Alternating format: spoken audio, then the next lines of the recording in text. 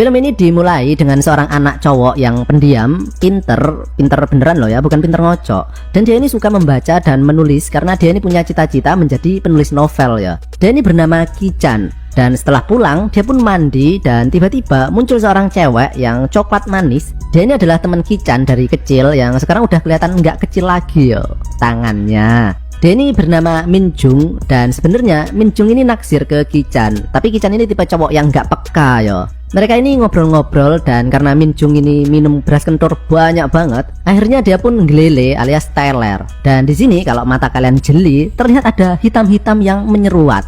Maksudnya kutu ya. Dan kemudian HP Min Jung berbunyi yang ternyata adalah orang tuanya yang menanyakan dia sedang berada di mana. Ki-chan kemudian melihat tubuh Min Jung yang semlohe yang membuatnya ingin memegang Nutrigelnya, tapi nggak jadi dan justru membetulkan posisi pakaiannya. Nah ini baru cowok baik-baik, nggak kayak kalian itu. Kemudian terdengar suara dari bawah dan ternyata Min Jung itu tadi nggak tidur loh. Dia ini cuma ngetes Ki-chan aja yo. Ki-chan pun turun dan ternyata itu tadi adalah suara ayahnya. Ibu Ki-chan ini sudah meninggal yo, dan ayahnya ini adalah seorang pengusaha jual beli sempak bekas yang sudah malang melintang di dunia persempakan. Keesokan harinya muncul seorang wanita yang bernama Yunso. Dia ini adalah istri baru ayahnya alias ibu tiri Ki-chan yang niatnya itu mulai hari ini dia bakal tinggal di rumah ini juga. Namun terlihat Ki-chan ini nggak terlalu seneng ya dengan kehadiran Yunso dan langsung pergi meninggalkannya. Dan film ini pun dimulai. Ojo dadi mbokku. Keesokan harinya, Ki-chan yang hendak berangkat nongkrong nggak sengaja melihat Yunso yang sedang jentat-jentit mencari jepit rambutnya yang terjatuh. Dan untuk kategori wanita yang sudah berumur, mbak ini lumayan sensual loh ya. Atau seenggaknya menurut Pak D aja sih. Kalau ada yang sepemikiran dengan Pak D, boleh tekan tombol like. Sementara itu, Ki-chan yang sedang nongkrong ditemani seutas laptop plus secangkir kopi kapal selam, kemudian mencari-cari inspirasi untuk menulis karya novelnya. Sepulangnya, Ki-chan yang sedang mandi, tapi kemudian muncul Yunso yang niatnya itu pengen ngasih baju ganti ke Ki-chan. Tapi kemudian terjadi hal yang nggak disangka-sangka. Handuk Ki-chan terjatuh, Ki-chan menjadi kaget, Yunso menjadi terkejut, burung Ki-chan menjadi berdiri dan terbang. Setelah itu, Ki-chan yang hendak menuju ke kamarnya terhenti karena dia mendengar suara celepak-celepok dari kamar ayahnya. Yang ternyata suara itu ditimbulkan dari benturan dua buah benda yang tidak simetris. Dan di sini terlihat bahwa Yunso masih belum merasa puas ya dengan hasil karya ayahnya, yang menyebabkan dia harus mengobok-ngobok kantong ajaibnya. Ya kali aja nemu kacang. Besoknya Yunso mengantar makanan ke kamar Ki-chan. Jadi sebenarnya Yunso ini berusaha mengakrabkan diri dengan Ki-chan sehingga dia bisa menerima keberadaan Yunso sebagai sosok pengganti ibunya. Jadi dia ini wanita yang sudah dewasa banget ya pikirannya. Ki-chan yang sudah terbangun kemudian turun dan di sana ia melihat Yunso yang tengah terbaring di sofa dengan posisi yang semlohe juga. Ki-chan pun memandanginya dari atas ke bawah, kemudian ke atas lagi. Ternyata Yunso sudah terjaga. Kemudian Ki-chan melihat sebuah buku novel di meja dan dia pun mengambilnya karena dia mengira itu adalah buku Min Jung yang tertinggal.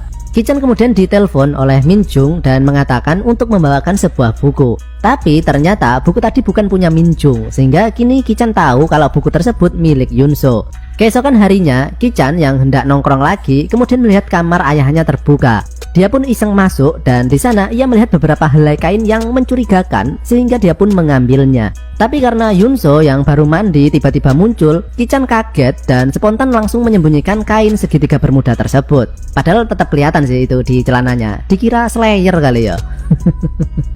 Ki-chan pun kembali termenung di warung kopi, tapi kini ia mendapatkan ide cerita novelnya, yaitu kisah percintaan antara anak dan ibu tirinya, dimana ia membayangkan kalau tokohnya itu adalah dirinya dengan Yunso. Sambil membayangkan adegan bercocok tanam dengan Yunso, Ki-chan pun kemudian mengetik cerita novelnya.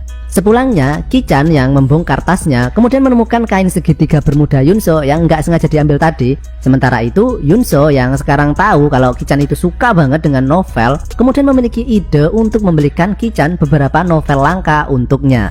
Dan trik tersebut berhasil. Kini Ki-chan udah mulai terbuka ya kepada Yunso, apalagi dia tahu kalau Yunso itu ternyata juga suka baca novel sepertinya. Namun Yunso yang tahu kalau segitiga bermudanya tadi hilang ternyata ada di meja Ki-chan, tapi dia malah nggak marah ya dan justru menggodanya karena dia menganggap hal itu adalah hal yang lumrah bagi remaja seumuran Ki-chan. Ya seenggaknya di Korea sana sih.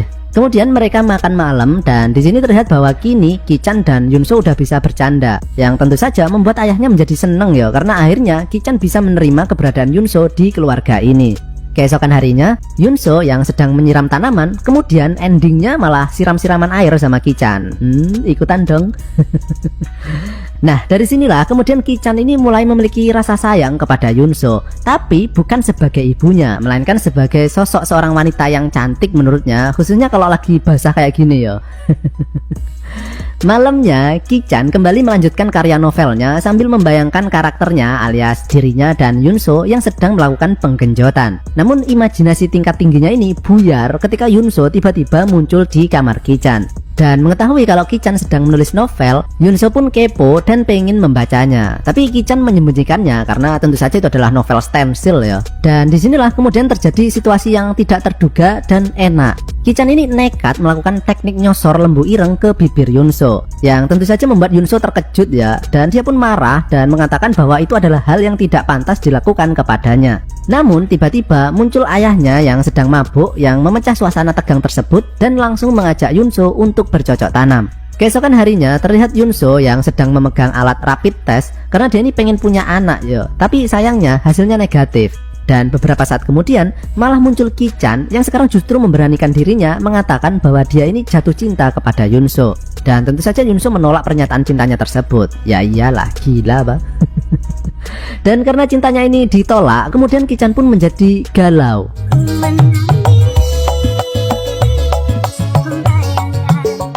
Kemudian Ki-chan menelpon Minjung dan sebagai pelampiasan, Ki-chan pun langsung menggenjot Minjung yang suara celepak-celepoknya itu kayak di loudspeaker alias kedengaran di seluruh rumah ya.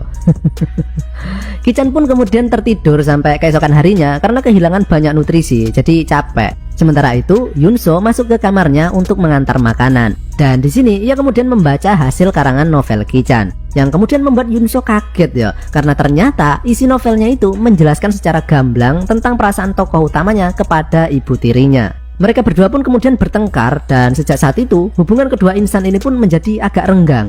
Malamnya muncul Minjung lagi yang kini mulai ketagihan dengan hasil karya Ki-chan, sehingga mereka pun melakukan penggenjotan lagi. Namun ketika melakukan penggenjotan, Ki-chan nggak sengaja menyebut nama Yunso yang kemudian membuat Minjung marah dan sadar bahwa dia ini cuma sebagai pelampiasan saja, yang akhirnya membuat mereka kini juga bertengkar. Yunso kemudian menyusul Minjung untuk mencoba menenangkan hatinya. Dan kalau kalian nonton film ini ya, kalian bakal sadar betapa kontrasnya kedua cewek ini. Karena yang satu coklat, sementara yang satunya pink. Putih maksudnya. Pak Denny ngomongin kulit wajahnya loh ya.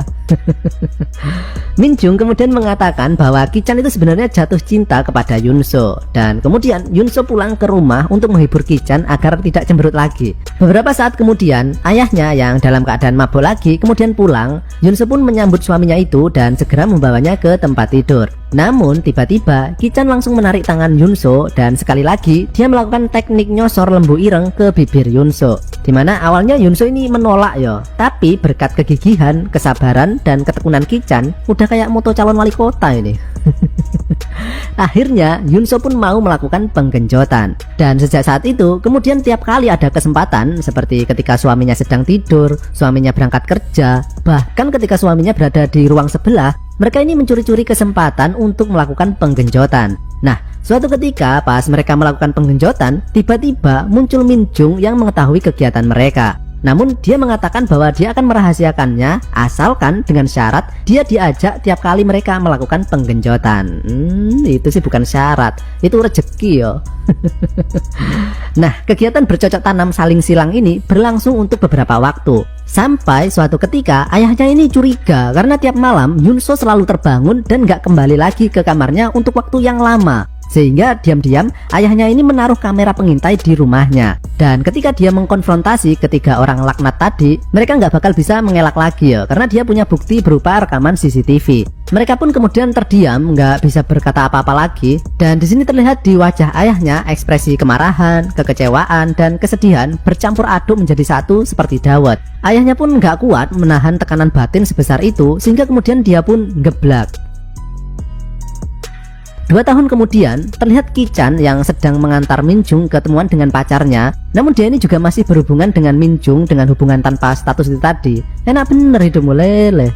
Dan kini Ki-chan menjadi orang yang sukses ya, yaitu sebagai penulis novel, karena novelnya itu tadi adalah biografi dari ceritanya dengan Yunso. Sementara itu, karena Yunso disemprot air setiap hari oleh Ki-chan, ya meskipun airnya beda sih, beda kandungan nutrisi ya, sehingga kini perut Yunso pun menjadi kembung. Dan ternyata ayahnya itu tadi belum meninggal loh. Dia itu terkena stroke, sehingga hitungannya mereka ini bagi-bagi tugas lah ya, yaitu ayahnya bertugas sebagai sumber dana pensiunan dari perusahaannya, sementara Ki-chan bertugas menjadi petani, yaitu bercocok tanam setiap hari dengan Yunso dan sekali-kali dengan Minjung juga sih kalau pengen ikutan.